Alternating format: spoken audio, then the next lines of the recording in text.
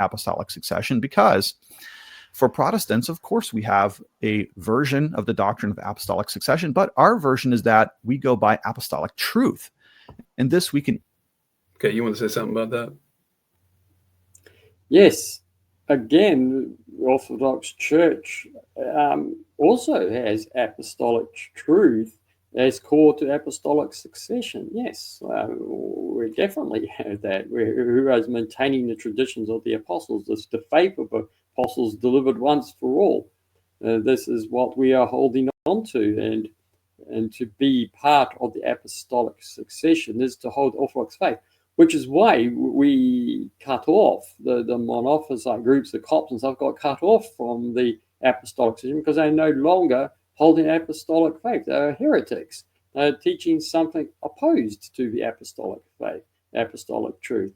And so, yes, we're certainly not, as he's sort of trying to imply, that there is some sort of church that is just simply devoid of church, the institution in itself is sufficient. No, we are very careful to maintain the institution as grounded in the apostolic faith, the faith of Peter, in his Peter as the rock of faith, passing on. We also recognize the need for an institution because Christ is truly present on earth through this institution, which manifests his reality. And so there needs to be a sort of a physical lineage that represents the family of God, the household of God, the fathers and patriarchs from generation to generation of the family of God, that we are part of this family. And there is a line of succession, the father to father, for those who are to be part of the family, the household of God, the nation of God, which is the church. And it's not a physical nation of everyone being born into the same people group and ethnic bloodline. It's a nation of mysteries. It's a nation of those being born into Christ through baptism, the Eucharist, united to the line of fathers that have given birth to their children, the bishops, the presbyters of the church from generation to generation, united together around senior bishops to keep the unity of the faith. But this is completely with the priority of the Orthodox faith first, and that is maintained by the institution. So you can't just divorce the faith from the institution, just as you cannot divorce Christ from his divinity from his humanity, his body. You can't just have Christ as divinity or thought or idea without also having him in body, which is why we need to have the church. And so,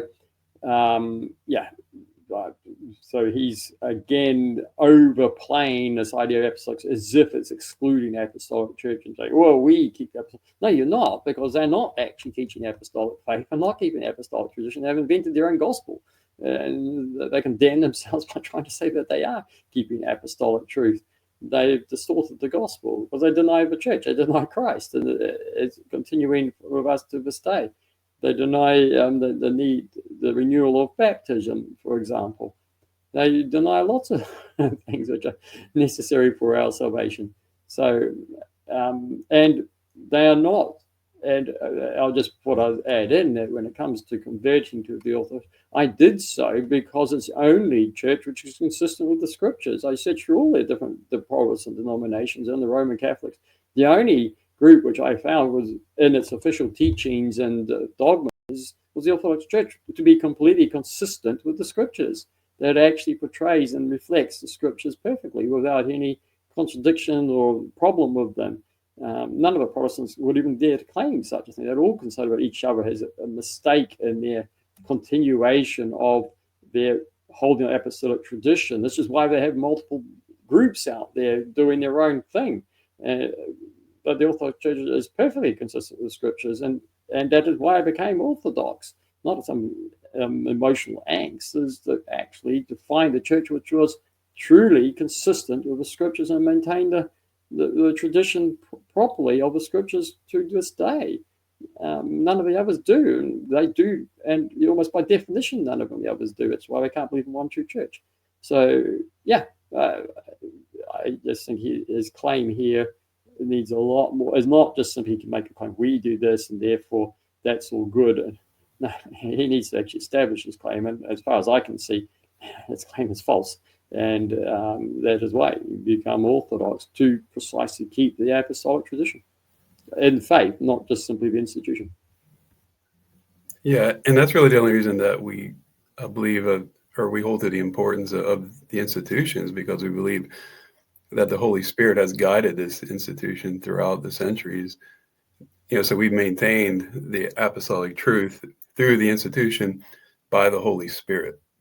Yeah, and the institution is part of the apostolic truth. The gospel is a continuing tradition of the church, following the elders and passing from generation to generation, ordaining presbyters and bishops in every place, and the idea of deacon. This is all apostolic tradition, and the church is a necessary part of that. And coming through the church, that is a manifest of apostolic tradition, a manifestation of Christ on earth. So it is not something that is somehow opposed to or separate from it. It is a realization of the apostolic truth being carried to this day. Yeah, and for the Protestants, I mean, you have to ask them is who determines this truth? Because I mean, the Baptists disagree with the Presbyterians, they disagree with the Lutherans, they disagree with it goes on and on and on. Exactly, they all divided over what this apostolic truth is, because they've denied the groundwork of the church as the guardian of that. The church is the pillar and foundation of the truth, as it is said. Well, that's what we believe, and that's what we see. That's why we become Orthodox, to find that pillar.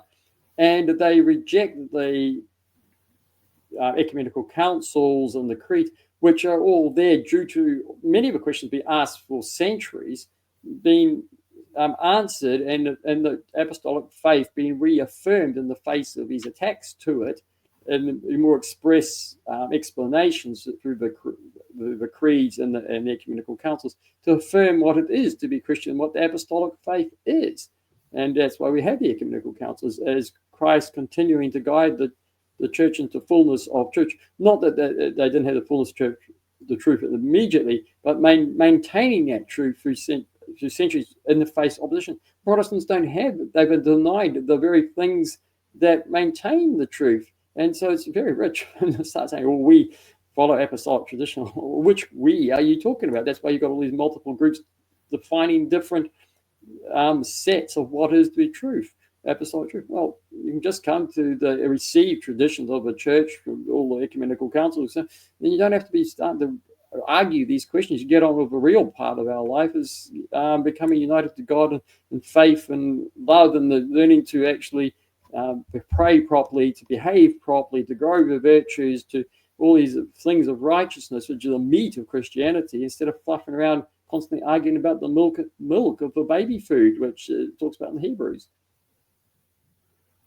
Yeah, what's interesting is, I mean, they claim that they hold to the ecumenical councils, but I mean, most Protestants today, they reject the Seventh Ecumenical Council. And on what basis do they reject it? I mean, what's their reason for rejecting it? Yeah, because they've accepted the heresy, which that the council spoke against. But that means they didn't understand the doctrines of the incarnation properly in any case. And the Baptists recently wanted to put Nicene Creed, and they rejected it. Well, what are you doing? The Nicene Creed is the definition of what it is to be Christian. And then it's as to the Creed of Constantinople, as to the Council of Ephesus. That is the definition. So what they're doing, they don't want to accept institutions. They deny the councils. They're throwing out the baby of the bath. Well, they say they take them, but only as far as they're wishing to take it. But then they're missing the whole point that this is a continuation, that they build from one to another. So, and the institution which establishes these things, and which establish what is the correct scriptures and which is not. Right. Let's move forward.